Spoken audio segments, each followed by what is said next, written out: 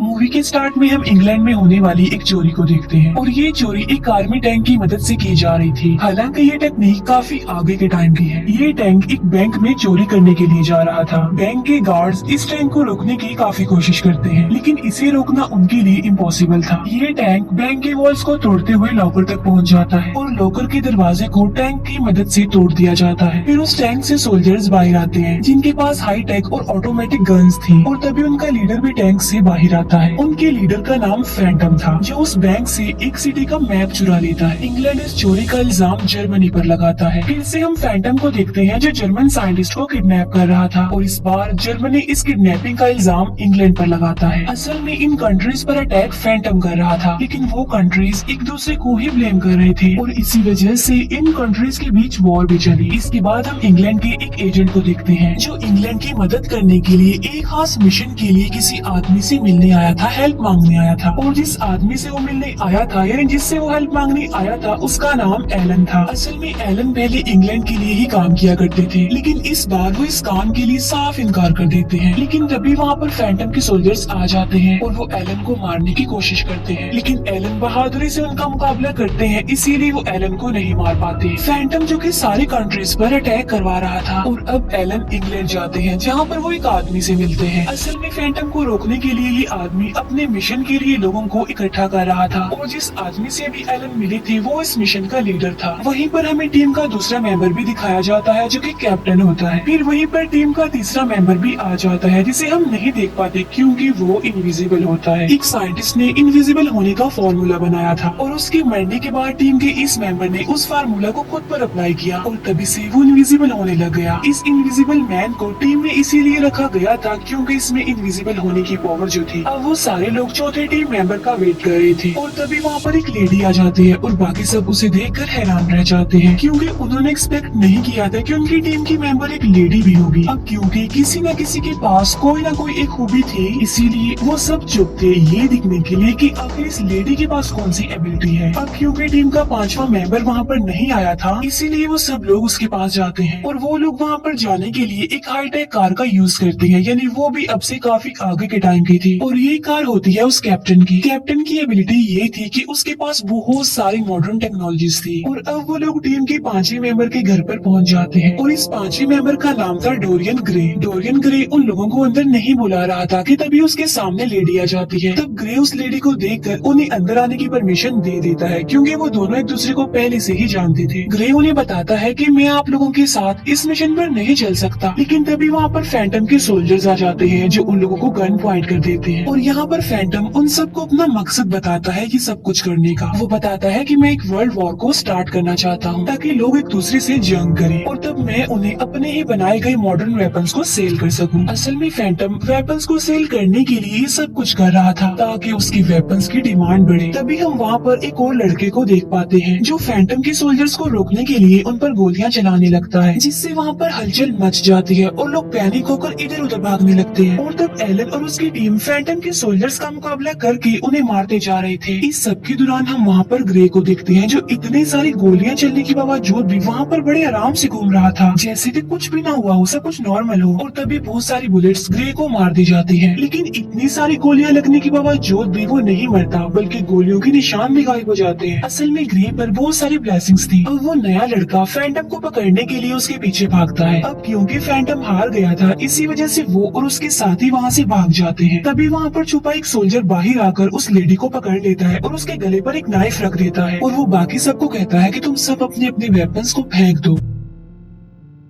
ये सुनकर वो सारे लोग ऐसा ही करते हैं, अपने अपने वेपन्स फेंक देते हैं, लेकिन तभी वो लेडी मुड़कर उस सोल्जर को काट कर उसका खून पीने लगती है और उसे मार डालती है। यहाँ पर हम ये जान पाते हैं कि ये लेडी इंसान की शक्ल में एक वेम्पायर है और वो लोग अब से पहले ये बात नहीं जानते थे कि इस लेडी की एबिलिटी ये है कि वो एक वेम्पायर है और उस लेडी की इस खूबी की वजह से वो सब काफी हैरान होते हैं। फिर एलन उस नए लड़के से पूछता है कि तुम कौन हो और यहाँ पर किस लिए आए हो, जिस पर वो लड़का कहता है कि मैं लंदन से आया एक एजेंट हूँ। एलन अब इस एजेंट को भी अपनी टीम में शामिल कर लेते हैं और अब वो सारे लोग अपनी टीम के आखिरी मेंबर को लेने के लिए जा रहे होते हैं और वो लोग कैप्टन की काफी बड़ी और मॉडर्न शिप के थ्रू वहाँ पर जा रहे थे। इसके बाद हम एक मॉन्स्टर जैसे इंसान को देखते हैं जो कि भाग रहा था क्योंकि एलन और वो एजेंट उसे पकड़ने की कोशिश कर रहे थे, क्योंकि ये मॉन्स्टर जैसा इंसान ही उनकी टीम का आखिरी मेंबर था। फिर वो उसे एक जाल में फंसाकर शिप में ले जाते हैं। तब शिप में बैठे बाकी लोग उससे डरने लगते हैं। तभी एलन उस मॉन्स्टर जैसे इंसान के सामने एक डील रखता है कि अगर तुम हमारे मिशन में हमारा साथ दोगे तो हम वापस तुम्हें तुम्हारे घर भिजवा देंगे और तुम पर लगे सारे क्राइम्स के इल्जाम को खत्म भी करवा देंगे। और अब वो मॉन्स्टर जैसा इंसान अपना रूप बदल कर इंसान बन जाता है। असल में उसके पास एक ऐसा फार्मूला था जिसे पीने के बाद वो कुछ टाइम के लिए अपना रूप बदल सकता है। और अब उनकी टीम में 7 लोग हो गए थे, यानी उनकी टीम अब कंप्लीट हो गई थी। और अब उन्हें फैंटम के अगले अटैक को रोकना था, क्योंकि वो जानते थे कि फैंटम अपना अगला अटैक पानी पर बनी एक सिटी पर करेगा और इसी सिटी को डिस्ट्रॉय करने के लिए फैंटम ने मूवी के स्टार्ट में उस सिटी का मैप चुराया था उस बैंक से। इसके बाद एलन और उसकी टीम तेजी से उस सिटी की तरफ बढ़ने लगते हैं। तभी शिप के कैप्टन रूम से थोड़ा सा गन पाउडर मिलता है। फिर हम एलन को देखते हैं जो शिप से एक बॉल को काफी माइल्स दूर फेंक कर निशाना लगाते हैं। एलन इस काम में एक्सपर्ट थे, हालांकि ऐसा करना काफी मुश्किल था। और अब एलन अपनी टीम के उस मेंबर यानी एजेंट को ऐसा करने के लिए बोलते हैं। वो उस एजेंट को कुछ माइल दूर गिरी बॉल पर निशाना लगाने के लिए कहते हैं, लेकिन वो एजेंट बगैर कुछ सोचे समझे निशाना लगा देता है, जिससे उसका निशाना छूट जाता है। फिर वो लेडी उस गन पाउडर को चेक कर रही थी जो कि कैप्टन रूम से मिला था और तभी वहाँ पर ग्रे भी आ जाता है। तो वो लेडी उसे बताती है कि ये पाउडर असल में कैमरा की फ्लैश से निकलता है। ऐसा लग रहा है कि जैसे कोई कैप्टन की आइडियाज उनकी साइंस को चुराना चाह रहा है कि वो हाईटेक चीजें कैसे बना लेते हैं। लेकिन ग्रे उस लेडी को बातों में उलझाने की कोशिश करता है ताकि वो इन बातों पर ज्यादा ध्यान न दे। फिर हम उस मॉन्स्टर जैसे इंसान को देखते हैं जो अपने अंदर के मॉन्स्टर को कंट्रोल करने की कोशिश कर रहा था, लेकिन तभी वो अपने फार्मूला की बोतल्स को चेक करता है, जहाँ पर वो देखता है कि फार्मूला की एक बोतल गायब है। फिर वो मॉन्स्टर जैसा इंसान सबको बताता है कि मेरी फार्मूला की एक बोतल मिसिंग है और मुझे लग रहा है कि वो उस इनविजिबल मैन ने चुराई है और वो इनविजिबल आदमी काफी देर से गायब है और हमें नजर भी नहीं आया। फिर ये लोग उसी सिटी में पहुँचते हैं जो कि पानी के ऊपर था, जहाँ पर फैंटम अटैक करने वाला था। वहाँ पर एक फेस्टिवल चल रहा था, इसीलिए उन्हें जल्द से जल्द फैंटम की लगाई गई बॉम्ब का पता लगवाना था। जैसे ही ये लोग अपने शिप से नीचे उतरते हैं तो वहाँ पर ब्लास्ट हो जाता है। अब क्योंकि ये सिटी पानी के ऊपर बनाया गया था, इसीलिए एक बिल्डिंग के टूटने की वजह से बाकी सारी बिल्डिंग्स भी टूटने लगती हैं। तब एलन कहते हैं कि अगर हम इस सिटी को बचाना चाहते हैं तो हमें उस बिल्डिंग को तोड़ना चाहिए जो कि टूट रही है, ताकि उसके साथ जुड़ी जितनी भी बिल्डिंग्स हैं वो न टूट जाए। फिर वो एजेंट कैप्टन की गाड़ी लेकर वहाँ पर आता है। तब एलन ग्रे और वो लेडी उस गाड़ी में बैठ जाते हैं और वो कैप्टन को कहते हैं कि तुम हमारी गाड़ी पर नजर रखना और हमारे इशारा करने पर मिसाइल फायर कर देना, जिससे वो बिल्डिंग टूट जाएगी और बाकी सारा सिटी डिस्ट्रॉय होने से बच जाएगा। और अब वो लोग गाड़ी के जरिए टूटी हुई बिल्डिंग की तरफ बढ़ रहे थे, लेकिन रास्ते में ही फैंटम के सोल्जर्स उन पर गोलियां चलाने लगते हैं और तब उन्हें रोकने के लिए ग्रे गाड़ी से उतर जाता है और उसके साथ साथ वो लेडी भी गाड़ी से उतर जाती है। यहाँ पर वो लेडी एलन और उस एजेंट के लिए रास्ते को साफ कर रही थी। फिर वो एजेंट टूटी हुई बिल्डिंग के पास पहुंचकर सिग्नल देता है, जिससे वो कैप्टन मिसाइल फायर कर देता है, जिससे वो बिल्डिंग टूट जाती है जो कि पहले से ही टूट रही थी और बाकी सारा शहर बच जाता है। तभी एलन को फैंटम दिखाई देता है, इसीलिए वो उसका पीछा करता है। फिर फैंटम एक अजीब सी जगह पर जाकर छुप जाता है और वो छुपकर ही एलन को कहता है कि मैं तुम्हारे बारे में सब कुछ जानता हूँ। मैं जानता हूँ कि तुमने कैसे अपनी गलती की वजह से अपने ही बेटे को खो दिया। ये सुनकर एलन कहते हैं कि मैं भी तुम्हारे उस जासूस के बारे में जानता हूँ जिसे तुमने हमारी टीम में भेजा था। जिस पर फैंटम कहता है कि तुम क्या समझते हो कि वो इनविजिबल आदमी मेरा जासूस है? बिल्कुल गलत। फिर हमें कैप्टन के शिप का सीन दिखाया जाता है, जहाँ पर ग्रे कैप्टन के साथी पर गोली चला देता है। मतलब वो इनविजिबल आदमी धोखेबाज नहीं था, बल्कि ग्रे धोखेबाज था। इसके बाद एलन अपनी टीम के पास जाते हैं और उन्हें काफी बड़े राज की बात बताते हैं कि जो फैंटम है असल में वो कोई और नहीं बल्कि इसी मिशन के लीडर हैं जिसने हमें यहाँ पर भेजा है। अब उनका सारा मामला और भी ज्यादा कॉम्प्लिकेटेड हो गया था। उनके सभी साथी तो वहाँ पर मौजूद थे, लेकिन ग्रे और वो इनविजिबल आदमी वहाँ पर नहीं थे। तभी कैप्टन का वो साथी जिस पर ग्रे ने गोली चलाई थी वो जख्मी हालत में बाहर आता है और वो सबको बताता है कि धोखेबाज जिसने हमें धोखा दिया है वो कोई और नहीं बल्कि ग्रे है और वो इनविजिबल आदमी नहीं है। ये कहते ही उसकी मौत हो जाती है। तभी उस शिप से एक सबमरीन बाहर आती है और उस सबमरीन में ग्रे बैठा हुआ था जो कि वहाँ से भाग जाता है। फिर बाकी सब लोग भी उस शिप में बैठकर वहाँ से निकल जाते हैं। अब इस बात को समझना उनके लिए काफी डिफिकल्ट हो गया था कि मिशन के जिस लीडर ने उन्हें यहाँ पर भेजा था फैंटम को रोकने के लिए वो ही फैंटम है। और तभी उस शिप से किसी चीज की आवाज आना स्टार्ट हो जाती है। तभी कैप्टन का एक साथी वहाँ पर एक फाइल लेकर आता है और बताता है कि आवाज इसमें से आ रही है। उस फाइल के अंदर एक रिकॉर्डिंग थी जो कि मिशन के लीडर और ग्रे की थी, जिसमें ग्रे कहता है कि अब तो आप लोग जान चुके होंगे कि मैं अपनी कंट्री के लिए लॉयल नहीं हूँ, क्योंकि मिशन के लीडर ने एक खास चीज के बदले मेरी वफादारी को खरीद लिया है। फिर उसी रिकॉर्डिंग में मिशन का लीडर बोलता है कि अब तक आप लोगों के साथ जो कुछ भी हो रहा था वो सिर्फ एक धोखा था और आप लोगों को इस मिशन में इसीलिए लगाया, काम में इसीलिए उलझा कर रखा ताकि हम लोग अपनी मंजिल पर पहुंच जाएं, क्योंकि मैं आने वाले टाइम में एक यूनिक किस्म का वेपन लाने वाला हूं और वो वेपन आप सब लोगों की पावर्स और एबिलिटीज को मिलाकर बनाया गया है। और ग्रे यहाँ पर इसीलिए आया था ताकि वो उन सबकी पावर्स और एबिलिटीज को इकट्ठा कर सके,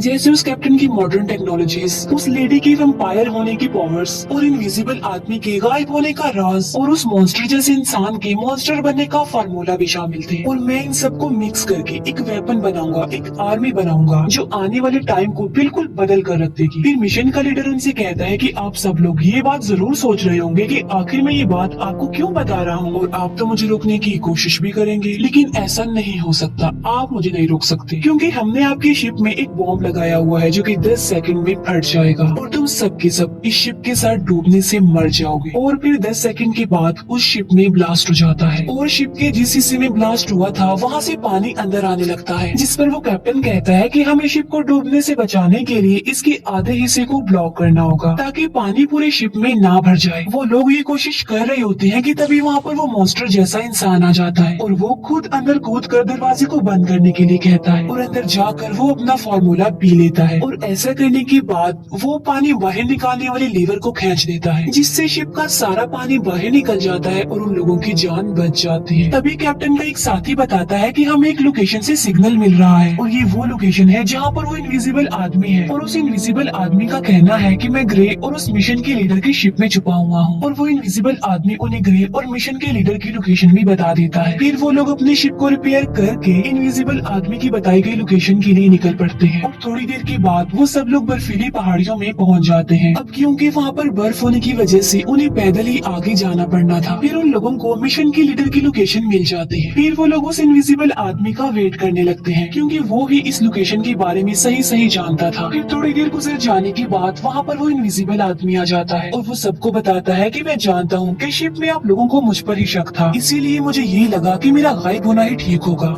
और फिर वो इनविजिबल आदमी उस लोकेशन के बारे में बताने लगता है कि फैंटम ने उन सारे मॉडर्न वेपन्स को बनाने के लिए सोल्जर्स को भी किडनैप किया था और उन सोल्जर्स के मना करने पर उनकी फैमिलीज को भी टॉर्चर किया जा रहा था और इसी वजह से सोल्जर्स को फैंटम के लिए काम करना पड़ रहा है। फिर वो सब प्लान बनाते हैं कि वो लेडी ग्रे को संभालेगी जबकि कैप्टन और मॉन्स्टर जैसा इंसान कैदियों को छुड़वाएंगे। फिर एलन कहते हैं कि मैं और एजेंट फैंटम का मुकाबला करेंगे और वो इनविजिबल आदमी इस बिल्डिंग को उड़ाने के लिए बॉम्ब सेटअप करेगा। इसके बाद हम मिशन के लीडर और ग्रे को एक साथ देखते हैं। यहाँ पर हम ये जान पाते हैं कि वो दोनों आखिर साथ क्यों थे, क्योंकि मिशन के लीडर ने ग्रे की एक पेंटिंग चुराई हुई थी और ये कोई आम पेंटिंग नहीं थी, बल्कि इस पेंटिंग की वजह से ही तो ग्रे इमॉर्टल था और ग्रे को सिर्फ एक ही तरीके से मारा जा सकता है कि उसकी पेंटिंग को उसके सामने लाया जाए, जिससे ग्रे का मैजिक खत्म हो जाएगा और वो मारा जाएगा। फिर वो सब लोग उस बिल्डिंग के अंदर घुस जाते हैं और अपने प्लान के मुताबिक काम करने लगते हैं। वो इनविजिबल आदमी सारे बॉम्ब्स को सही सही जगह पर लगा देता है, जबकि कैप्टन और मॉन्स्टर जैसे इंसान कैदियों को आजाद करवाने लगते हैं और तभी वहाँ पर उस मॉन्स्टर जैसे इंसान का फार्मूला पिया हुआ एक और बड़ा सा मॉन्स्टर आ जाता है और वो कैप्टन और उस मॉन्स्टर जैसे इंसान को मारने लगता है और बड़ी मुश्किल से वो दोनों उस मॉन्स्टर को मार पाते हैं, जबकि उस लेडी और ग्रे की फाइट चल रही थी। अब क्योंकि वो दोनों ही इमॉर्टल थे इसीलिए कुछ देर उनकी फाइट चलती रहती है, लेकिन तभी वो लेडी ग्रे को एक नाइफ से स्टैब करके उसी दीवार में अटका देती है और बाद में उसके सामने उसकी पेंटिंग ले जाती है, जिसे देखने के बाद ग्रे का मैजिक खत्म हो जाता है और उसकी बॉडी भी डिस्ट्रॉय होने लगती है। इसके बाद उस एजेंट पर एक सूट पहना आदमी अटैक कर देता है और उस आदमी के पास एक आग उगलने वाली मशीन थी जिसके जरिए वो वहाँ पर आग उगलता जा रहा था,